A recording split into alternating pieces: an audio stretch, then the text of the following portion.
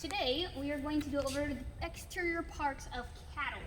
So I'm going to attempt to draw a little bit on Black Betty so we can kind of follow along here, and some of the high school helpers are going to hopefully show you the spelling of these parts to kind of help you out if you're a visual person. Such as myself. Black Betty's not being paid and she's very upset about it. She's demanding that she get some good quality corn or something in here. Anyway, we're going to start with the top and work our way to the bottom. I have never sprayed on her like this before, so hopefully she doesn't freak out. But Betty has been shown multiple times, so just not for a while. So we're going to start on the top part of her head here. There we go. Right in the very top part, center of her head, I don't know if you can see that purple dot or not, that is her pole. There you go. If the cattle were to have horns, they would be located right here between the pole and her ear. This would be our ear here. You can see Betty has a bangs vaccination tag right here, and she also has a regular old ear tag right here. Down from her ear, we have located her eye. Obviously, I'm not going to spray her in her eye. We've kind of got the bridge of her nose here. This would be considered her nose and her muzzle. She might even try to lick me as we're going through here. This would be considered her cheek right down here. This flap of skin that we've got located right in here, this is what we would call our dewlap. And our dewlap comes all the way down here to this area, which would be our brisket. So if you love yourself some good old Texas barbecue brisket, there you go. As we go back here, we've got the neck. So this right here would be considered the crest of her neck. This top part on bulls, sometimes they'll get a little humpy part that comes up here. Here we've got the top part of her shoulder. My high school helpers are not keeping up as good. Shabam. So this area right in here, I don't know how well you can see purple and black, but this area right here would be considered her shoulder. So this little bumpy area that we've got, that's actually the point of her shoulder.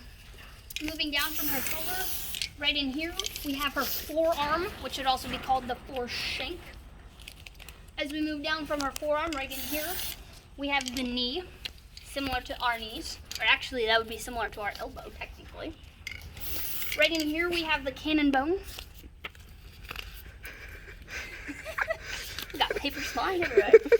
We've got the cannon bone. Right back in there, that little purple thing now is our dew claw. Here we've got our pastern joint, and then down in here we have our hoof. So those would be kind of our parts of our of our front leg here. This right in here, some people would call it the foreflank. Some people would call it the armpit. Technically, it's the foreflank. This section right in here would be considered our ribs. On top of the ribs, this whole entire section right here would be the animal's top. In sheep, we would actually call this area, in goats, we would call this area the rack. In cattle, we just usually call it the top. Moving backwards but by the end of the ribs here to the start of the hip here, that little section we actually would call the loin. This whole entire section together, most people would just call it their middle. Specifically down here, we kind of call it their belly. In the livestock judging world, when we're kind of working from one side to the other down here, we call it their underline, okay? Now, on a heifer, this little flap of skin right here would be considered the navel. On a steer, we would have the part he pees under his external male part, which would be his sheath. Don't know if we have a card for that one or not. We got it already. Ta-da. This little flap of skin that we've got right in here is called the flank.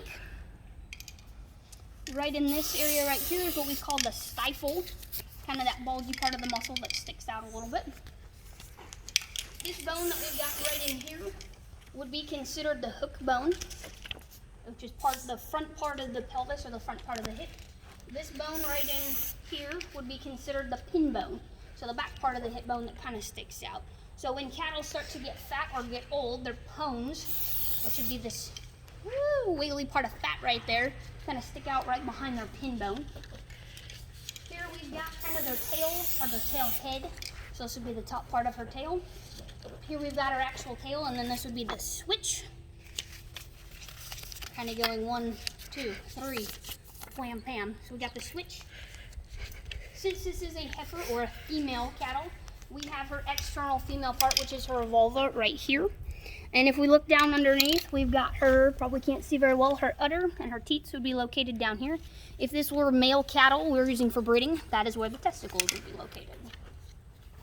As we move kind of down here on the back leg, this area right here would be considered the quarter.